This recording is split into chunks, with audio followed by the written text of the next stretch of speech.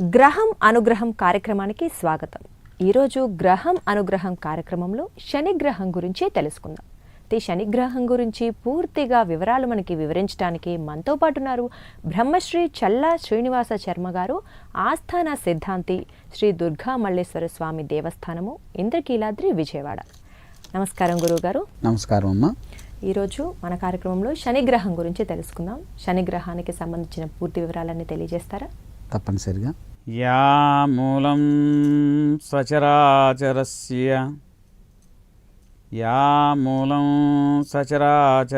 జగతః పుంసః పురాణీ సఖీ వ్యక్తాత్మ పరిపాలనాయ జగతాం ఆప్తావతారస్థితిః దుష్టధ్వంస సదిష్టదాన విదయే నానాసనాధ్యాసిని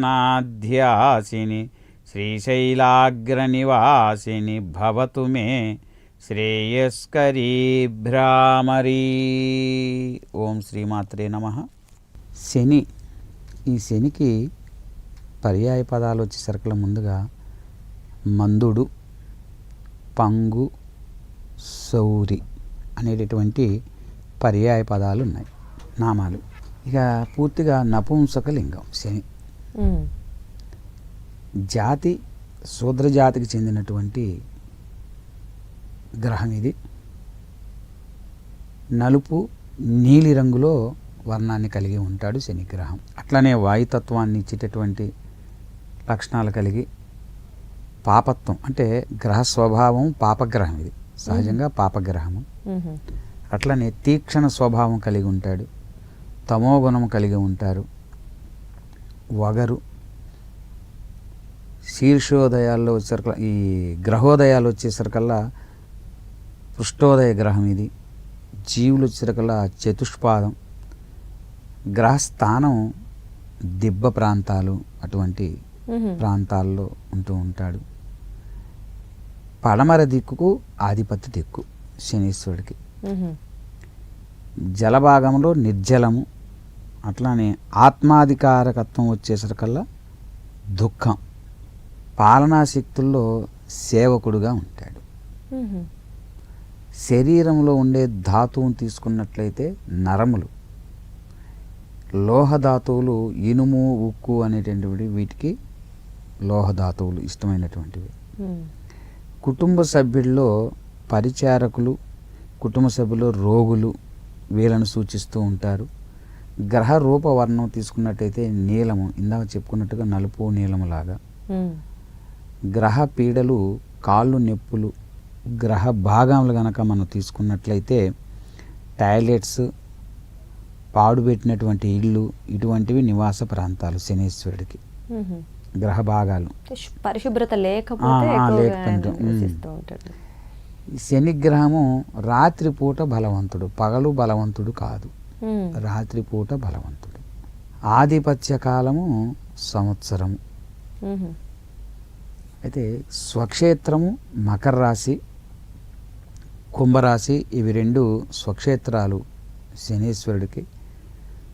తుల ఉచ్చరాశి, అట్లానే మేషము నీచరాశి. మిత్రక్షేత్రాలు వృషభము, మిథునము, కన్య. ఈ రాశులు ఆయనకి మిత్ర. మిత్ర అంటే మంచి జరుగుతుందా ఈ రాశుల్లో ఆయన ఉన్నట్లయితే?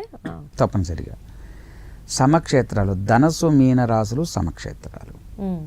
ఉచ్చరాశి చెప్పుకున్నట్టుగా తుల, నీచమేమో మేషం. అయితే మూల త్రికోణం కుంభంలో 20 డిగ్రీల వరకు మూల త్రికోణంగా ఉంటాడు ఆయన. పరమ ఉచ్చస్థానం తులలో 21 డిగ్రీలు పరమ ఉచ్చస్థానం. పరమ నీచ స్థానం మేషంలో కూడా 21 డిగ్రీలోనే. కాబట్టి శత్రుగ్రహాలు గనక చూసుకున్నట్టయితే రవి, చంద్ర, కుజులు శత్రుగ్రహాలు శనీశ్వరుడికి. మిత్రగ్రహాలు తీసుకున్నట్టయితే బుధుడు, శుక్రుడు, ఇవి మిత్రగ్రహాలు శనీశ్వరుడికి. సమగ్రహాలు గురుడు. ఇక కుజుడు యథాగ్రహము, నైసర్గిక బలగ్రహం కూడా కుజుడే. ఇక దినచలనం వచ్చేసరికల్లా రోజుకి 2 నిమిషాలు కదులుతాడు. అంత స్లో, నెమ్మదస్తుడు, మందమతి. నిదానంగా. అందుకని మందుడు అని అన్నారు. అందుకే ఆ. అంటే అందుకే ఆటంకాలు, ఆయన పనులు ఆలస్యంగా అవ్వటం, స్లోగా. రాశిలో గ్రహం ఉండే కాలము 2.5 సంవత్సరాలు. అంటే రోజుకు 2 నిమిషాలు. ఒక రాశిలో నుంచి ఇంకొక రాశిలోనికి మారటానికి 2.5 సంవత్సరాలు 2.5 పడుతుంది. సంవత్సరాలు, దాదాపు 30 నెలల పాటు ఉమ్. పడుతుంది అవకాశం. ఉమ్. రాశిలో భాగం ఫలితాన్ని ఎప్పుడు ఇస్తాడయ్యా అంటే చివరిలో ఇస్తాడు. మంచి ఫలితం. ఆ, ఆహా. ఫలితం అది ఏ ఫలితమైనా కానీ రాశిలో చివరి భాగంలో ఫలితం ఇస్తాడు. అట్లానే గ్రహ ప్రకృతి తత్వం వచ్చేకల్లా వాత తత్వానికి సంబంధించినటువంటిది. ఋతువులలో శిశిర ఋతువు. దిగ్బలము సప్తమ భావంలో శనీశ్వరుడు దిగ్బలము కలిగి ఉంటాడు. అట్లానే సూచించే ప్రాంతాలు ఎక్కడవయ్యా అంటే గంగా నది నుండి హిమాలయాల వరకు గల ప్రాంతాలు. ఇంకా నివాస ప్రాంతం ఏందయ్యా అంటే పురాతన ప్రదేశములు, పాడుబడిన స్థలములు, దెబ్బలు, ఇలాంటివి నివాస ఎక్కువగా నివసిస్తూ ఉంటాడు. స్థలములు. ఇక సూచించబడేటటువంటి శరీర అవయములు కనుక తీసుకున్నట్లయితే ఎముకలు, క్లోమము, విసర్జన అవయవములు. సూచించే శరీర వ్యాధులు తీసుకున్నట్లయితే అమీబియాసు, అజీర్ణము, ఎముకలు చిట్లుట, జలుబు, దంతవ్యాధులు, బోధకాలు, పక్షవాతము, దీర్ఘకాల వ్యాధులకు సంబంధించిన వ్యాధులు ఈ శనీశ్వరుడు వల్ల వచ్చే అవకాశాలు వస్తాయి. గోచార రీత్యా శుభస్థానాలు గనక చూసుకున్నట్లయితే శనికి సంబంధించినవి 3, 6, 11 స్థానాలు అనేటటువంటివి శుభస్థానాలుగా పరిగణించవచ్చు. అదేవిధంగా గోచార రీత్యా అశుభ స్థానాలు గనక తీసుకున్నట్లయితే 1, 2, 4, 5, 7, 8, 9, 10, 12 స్థానం. ఈ స్థానాలు అశుభాలుగా స్థానాలు. గోచార రీత్యా వేద స్థానాలు తీసుకోదలుచుకుంటే 5, 9, 12. గ్రహ దశాకాలము అంటే శనీశ్వరుడి యొక్క గ్రహ మహర్దశ వచ్చిందంటే మహర్దశ 19 సంవత్సరాలు ఉంటుంది. 19 సంవత్సరాల తర్వాత కానీ మహర్దశ పూర్తి కాదు.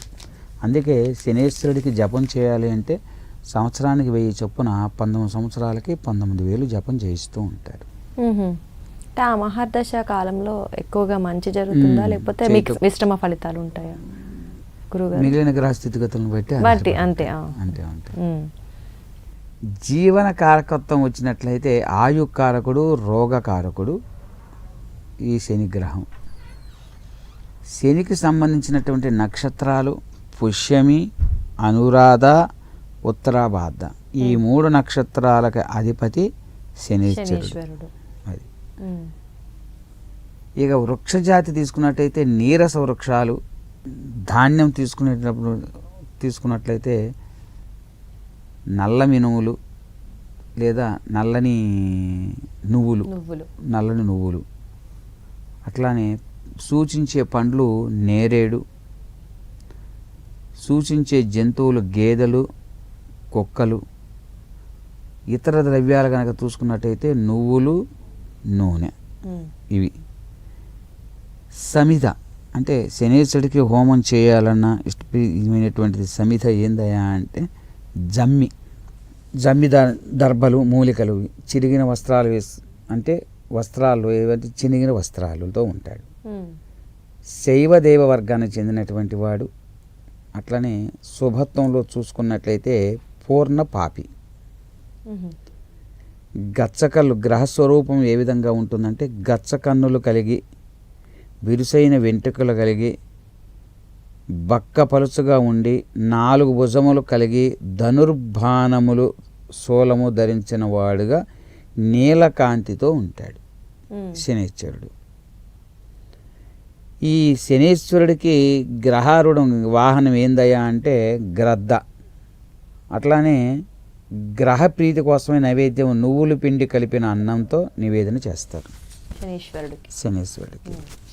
గ్రహానికి అధిష్టాన దేవతలు తీసుకున్నట్లయితే అధిష్టాన దేవత భైరవుడు, అధిదేవత యముడు, ప్రత్యదేవత ప్రజాపతి. ఇవి శనీశ్వరుడికి సంబంధించినటువంటి అధిష్టాన దేవత, అధిదేవత, ప్రత్యధి దేవత, ప్రజాపత. ఈయనకి ఈ శనీశ్వరుడికి ప్రీతి కొరకు చేయవలసినటువంటి ప్రసాదం ఏదైనా ఉంది అంటే ద్రాక్షారసం, చిమ్ని ఉండలు, ఇవి ప్రీతికరమైనటువంటివి శనీశ్వర గ్రహానికి. అవి చేసి నివేదించటం వల్ల మంచి జరుగుతుంది. నివేదిస్తే మంచి జరుగుతుంది. అట్లానే ప్రీతికరమైనటువంటి తిథి ఏదైనా ఉందంటే జ్యేష్ఠ శుద్ధ ద్వాదశి, మార్గ శుద్ధ అష్టమి, ఇవి రెండు ఆయనకి ప్రీతికరమైనటువంటి తిథులలో. ఆచరించవలసినటువంటి వ్రతాలు గనక తీసుకున్నట్టయితే శనీశ్వర వ్రతం అనేది ఒకటి ఉన్నది. ఆ శనీశ్వర వ్రతాన్ని గనక ఆచరించినట్లయితే అన్ని విధాల శుభం చేకూరుతుంది. అంతేకాకుండా కూర్మ పురాణం కానీ, శనిగ్రహ అష్టోత్తర శతనామాలు కానీ, వెంకటేశ్వర సహస్రనామాలు కానీ, లేదా ఆంజనేయ స్వామి వారికి ఆకుపూజ కానీ, మన్యసూక్త పారాయణం కానీ చేసుకున్నట్లయితే అనుకూలంగా ఉంటుంది. ఇంతే కాకుండా ఇంకా అయ్యప్ప స్వామి దీక్ష అంటే అలాంటివి శ్రేష్టం. ఎర్రచందనమాలలో ధరించటం అంటే, నీలమణి ధరించటం, ఇవి ఇంకా శ్రేయోదాయకంగా ఉంటాయి. అట్లా శనీశ్వరుడికి శనీశ్వర ఆలయం, ఆంజనేయ స్వామి దేవాలయం, శివాలయం, శనీశ్వర వ్రతం, సత్యనారాయణ స్వామి వారి పూజ, అయ్యప్ప పూజ, ఇవి ఆయనకి ప్రీతికరమైనటువంటి పూజలు కానీ ఆయన చేసేటువంటి వ్రతాలు కానీ.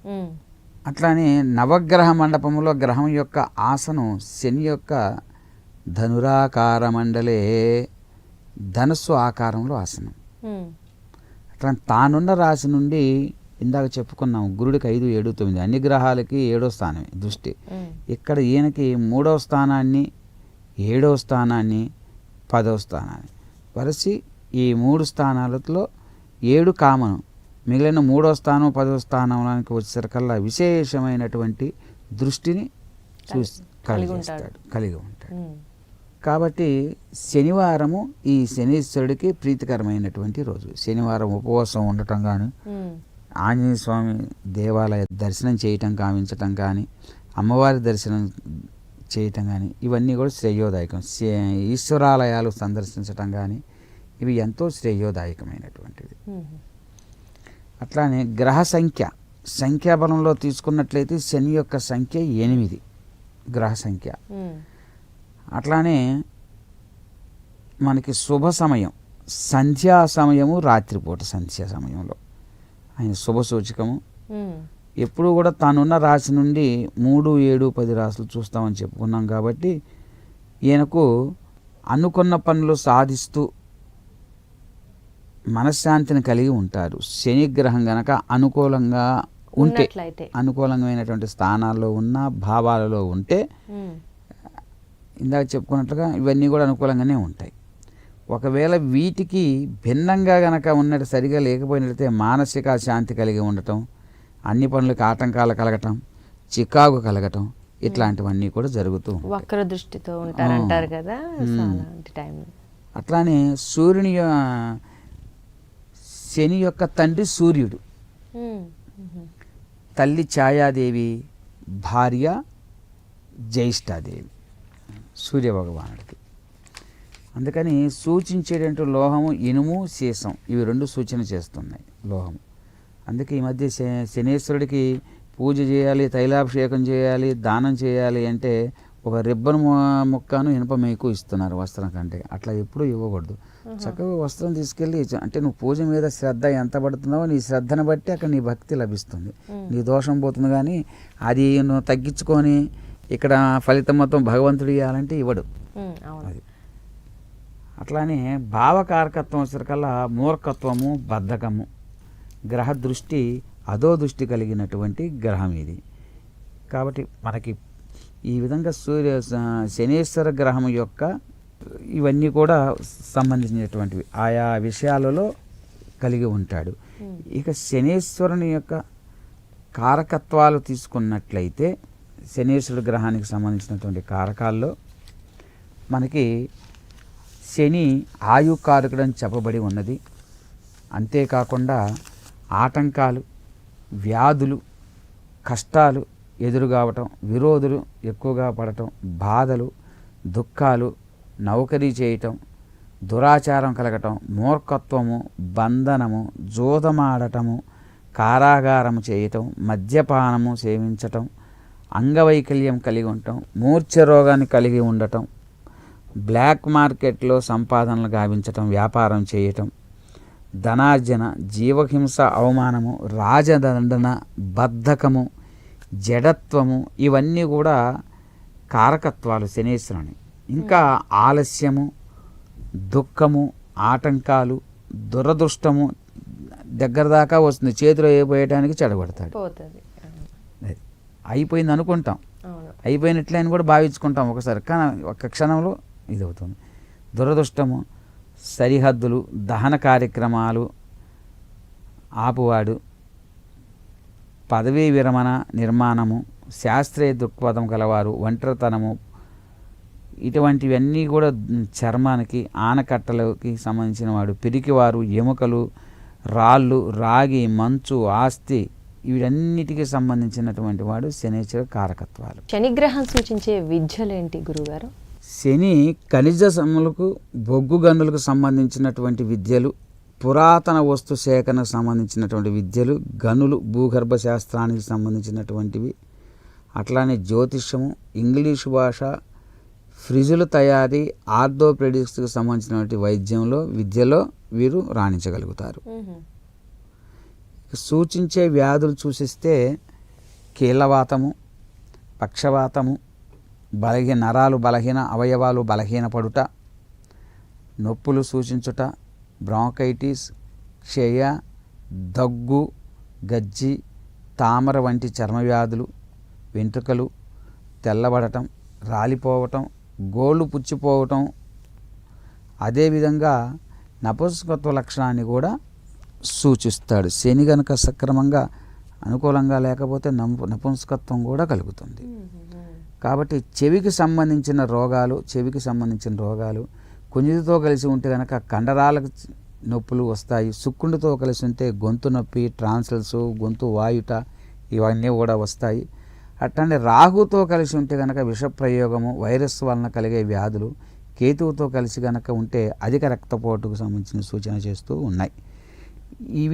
ఈ లక్షణాలు ఈ గ్రహస్థితికి సంబంధించినటువంటివి జరుగుతూ ఉంటాయి. అయితే మరి ఇందులో ఉండేటువంటి ఈ చెడు లక్షణాలన్నీ పోగొట్టుకొని మంచి లక్షణాలు కనుక మనకి కావాలనుకునేటట్లయితే రామాయణ పారాయణం చేయాలి. అందులో కూడా మనకి పారాయణంలో యుద్ధకాండలో 74వ సర్గ, 66వ సర్గ, 26వ సర్గ, అట్లానే 1వ సర్గ కనుక పారాయణం చేసినట్లయితే తత్సంబంధమైనటువంటి దోషాల నుంచి విముక్తి కలిగి మంచి ఫలితాలని మనకి తప్పనిసరిగా వచ్చే అవకాశాలు ఉన్నాయి. అయితే గురువుగారు చాలా మంది ఏలినాటి శని అని చెప్తూ ఉంటారు కదా, అసలు ఏలినాటి శని అంటే ఏంటిది, మరి దానికి పరిహారాలు అవి ఏమైనా? జన్మరాశిలో, వ్యయరాశిలో, జన్మరాశిలో, ద్వితీయ రాశిలో, ఈ 3 రాశులలో శని సంచారం చేసే కాలాన్ని ఏలినాటి శని అంటారు. అంటే ఒక్కొక్క రాశిలో 2.5 సంవత్సరాల చొప్పున 3 రాశుల్లో సుమారుగా 3 రెళ్ళు 6 సంవత్సరాలు, 3 అర్ధలు 7.5 సంవత్సరాలు కలిసి ఇవి ఏలినాటి శని సమయం. ఈ సమయంలో అన్ని చెడు ఏదో చెప్పుకున్నాం, ఏదో ఒక డిగ్రీలో ఆ సమయం వచ్చిన అప్పుడే చేస్తాడు తప్పితే ఇక మిగిలిన సమయం అంతా మంచిగానే ఉంటుంది. కంగారు పడి భయపడిపోవాల్సినటువంటి అవసరం లేదు, అంత అవసరం లేదు. అంటే ఉన్న 7.5 సంవత్సరాలు చెడే చేస్తాడు, ఇక లాభం లేదని చెప్పి బెంబేలు ఎత్తిపోతూ ఉంటారు చాలామంది. అది తప్పు. జనరల్గా శనిదేవుడు అంటే శని అనుగ్రహిస్తేనే పొలిటికల్ నాయకుడు, గవర్నమెంట్ ఉద్యోగాలు వచ్చేది కూడా చాలామందికి శని అనుగ్రహంతోనే వస్తూ ఉంటాయి. కాబట్టి శని అనుగ్రహం అనేటటువంటిది మంచి స్థానాల్లో ఉంటే మంచినే కలుగ చేస్తాడు. చెడు స్థానంలో ఉన్నట్టే కనుక తత్సంబంధమైనట్టు నల్ల నువ్వులు దానం ఇచ్చుకోవటం, తెల్లని వస్త్రాలు దానం ఇవ్వటం, స్టీలు గ్లాసు గిన్నెలు ఇట్లాంటివి ఏవైనా కనుక దానం ఇవ్వటాలు, ఇట్లాంటివి కనుక పరిహార క్రియలు కనుక కొంచెం చేసుకున్నట్లయితే అన్ని విధాలా అనుకూలిస్తుంది శని గ్రహానికి సంబంధించిన విషయం. అంటే ఇంకొకటి గురువుగారు, మన ఇంతకుముందు శని అష్టోత్తరం అవి చదవచ్చు అన్నారు కదా. సాధారణంగా ఎవరు కూడా శని దేవుణ్ణి ఇంట్లో పూజించడానికి కానీ ఆయన పేరు తలుచుకోవడానికి కానీ ఇష్టపడరు చాలా మంది. ఎవరైనా గుళ్ళోకి వెళ్ళి ఆయనకి నువ్వుల నూనె అభిషేకమో నువ్వులతో ఏదైనా చేయడం చేస్తారు తప్ప ఇంట్లో చేయరు. మరి ఇంకొకటి మళ్ళీ వచ్చేప్పుడు కూడా ఖచ్చితంగా కాళ్ళు చేతులు కడుక్కోవటమో లేదా బయట నుంచి స్నానం చేసి రావడం ఇలాంటి నియమాలు చెప్తూ ఉంటారు కదా. ఇవి ఎంతవరకు వాస్తవం, ఎంతవరకు చేయొచ్చు, మనం ఎంతవరకు పాటించవచ్చు ఇవన్నీ? చిన్న పిట్టకథ కూడా ఉన్నది. ఒక వ్యక్తి ఏమీ తెలియకపోయినా ఓం శనిశ్చరాయ నమః, ఓం శనేశ్వరాయ నమః అని చెప్పి చదువుకుంటూ ఉన్నాడు. ఇంకెవరు పిలిచినా కానీ ఇంక అదే మంత్రం జపిస్తూ ఉన్నాడు. ఈ జపించగా శని ప్రత్యక్షం అవుతాడు. అయ్యా అందరూ దడుచుకుంటారు, అందరు నన్ను చూస్తే పారిపోతారు, నేను చెడు చేస్తానని చెప్పేసి ఇది ఉంది, నువ్వు నన్ను దేవుడిగా భావిస్తున్నావేంటి ఓరు పిచ్చోడా, నేను దేవుని కదా నన్ను భావిస్తున్నావంటే నువ్వు నాకు తెలియదు, నా దృష్టిలో నువ్వు దేవుడివే, ఇంకా దేవుడు అంటే ఎవరో నాకు తెలిసింది నువ్వే, అందుకని నేను నిన్నే చేస్తున్నాను అంటాడు. అప్పుడు చెప్తాడు శనేశ్వరుడు, చెవులో చెప్తాడు నేను చెప్పినట్టు చేయమని. వెంటనే ఇంటికి వెళ్తాడు. ఇంటికి వెళ్ళిన తర్వాత చక్కగా భార్య చేత ఇల్లంతా ముగ్గులు రంగురంగులుగా చక్కగా అద్దిచ్చే ఇంటి ముందు ముగ్గులు పెట్టి చక్కగా శుభ్రం చేయించి అంతా నీట్గా ఉంచుతాడు. ఇక్కడ లక్ష్మీదేవికి సంచారం చేసే అలవాటు రోజు ఏ ఇల్లు, అందుకే మనము గురువారం కల్లా అన్ని శుభ్రంగా ఉంచుకోవాలి. ఇంటిని ఎప్పుడూ కూడా శుభ్రంగా ఉంచుకోవాలి, నీట్గా బూజు గీజు ఏమీ లేకుండా చక్కగా క్లీన్గా.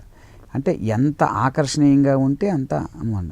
అప్పుడు శుక్రుడు ఆ లక్ష్మీదేవి ఈ అలంకారం చేసుకున్నాడు అని చెప్పినట్టు వెంటనే లక్ష్మీదేవి రోజు సంచారం చేస్తూ ఉంటుంది. ఆ సంచారంలో భాగంగా ఇతని దగ్గరికి వచ్చింది. ఇల్లు బాగుంది అనగానే వెంటనే చాలా బాగుందని చెప్పి లోపలికి ఒక అడుగు వేసింది. లోపలికి వెళ్ళింది,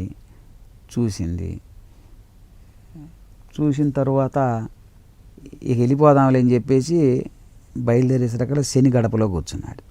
ఇక నాకు ఇప్పుడే శని దరిద్రుడు ఇక్కడే కూర్చున్నాడు ఏంటని చెప్పి ఏం చేసింది అమ్మవారు, ఆ ఇంట్లో 4 మూలలా తిరిగింది, కానీ ఇంకా వెళ్ళలేదు. అమ్మవారు నట్టింట్లో ఉంటే సిర్లు కురిపిస్తుంది, చాలా శుభం. అందుకని ఇంకా వెళ్ళలేదు, నిలబడే ఉంది. ఇల్లు మొత్తం తిరిగింది, కానీ శని అక్కడే ఉన్నాడు. అందుకని నట్టింట్లో ఇక చేసేది లేక వాడు పోయేంత వరకు అని ఇంట్లో కూర్చుంది. ఎప్పుడైతే కింద కూర్చున్నదో అమ్మవారు, వెంటనే శనేశ్వరుడు అదృశ్యమైపోయాడు. వెంటనే అమ్మవారు లేచి వెళ్ళిపోయింది. ఆ విధంగా ఐశ్వర్యవంతుడు అవుతాడు. అంటే శని అంటే ఏ గ్రహమైనా కూడా చేసే పద్ధతుల్లో వారికి ఆయా గ్రహాలకు సంబంధించిన ప్రీతికరమైన ఇష్టమైన వార తిథులు దేవతలకు సంబంధించినటువంటి కనుక ఆచరిస్తూ కనుక మనం ఉన్నట్లయితే తప్పనిసరిగా మంచిగా జరుగుతుంది. కాబట్టి అటువంటివి ఇవి శని అయినా మంచి చేసే ఉన్నాయి. చెడు చేసినంత మాత్రాన మొత్తం చెడే చేస్తాడని కాదు. ఇతర భావాల్లో కొన్ని భావాల్లో అతను చేసే మంచి కూడా చాలా ఉంది. ఒక ప్రభుత్వ ఉద్యోగం రావాలన్నా, రాజకీయ నాయకుడు కావాలన్నా శని యొక్క అనుగ్రహం కూడా ఉండవలసిందే. ఉంటేనే ఆ జాతక చక్రాన్ని అనుసరించి అతను ఆయా పదవుల్లో అనుష్ఠించగలుగుతాడు, ముందుగా మా పదాల్లో వెళ్ళగలుగుతాడు. అది కాబట్టి శనేశ్వరుడు కనుక ఆరాధన చేస్తే తత్సంబంధమైనటువంటి దోషాలన్నీ కూడా పోతాయి. ఇంతేకాకుండా శనికి సంబంధించినటువంటివి పరిహారాలు తీసుకున్నట్లయితే విశ్వనాథాష్టకం కానీ, అట్లానే బిల్వాష్టకం కానీ, అర్ధనారీశ్వర స్తోత్రం కానీ, మహామృత్యుంజయ మంత్రం కానీ కనుక చదివినట్లయితే శ్రేష్టం. ఇంతేకాకుండా శివ తాండవ స్తోత్రం కానీ, దారిద్ర్య దగన స్తోత్రం కానీ కనుక చదువుకున్న శనికి సంబంధించిన విషయంలో సంబంధించిన దోషాలన్నీ కూడా తొలగిపోయి మంచి జరిగేటువంటి అవకాశాలు ఖచ్చితంగా ఉన్నాయి. చాలా ధన్యవాదాలు గురుగారు. నిజంగా చాలా మందికి అపోహలు అవన్నీ ఉంటుంటాయి. ఎక్కువ శనిగ్రహం అంటేనే చాలా మంది అనుమానపడుతూ ఉంటారు. మీరు చాలా చక్కగా అనుమానాలన్నీ క్లియర్ అయ్యేలాగా అందరికీ వివరించారు. ధన్యవాదాలు. ధన్యవాదాలు. చూసారు కదా, ఈరోజు కార్యక్రమంలో మనం శనిగ్రహం గురించి, అది చేసే విశిష్టతల గురించి, అలాగే ఎటువంటి నష్టాలు కలిగిస్తాయనేది గురుగారు చాలా చక్కగా వివరించారు కదా. అయితే ఇది ఇవాల్టి కార్యక్రమం. మరొక గ్రహం అనుగ్రహం కార్యక్రమంలో మరొక గ్రహం గురించి మనం తెలుసుకుందాం. నమస్కారం.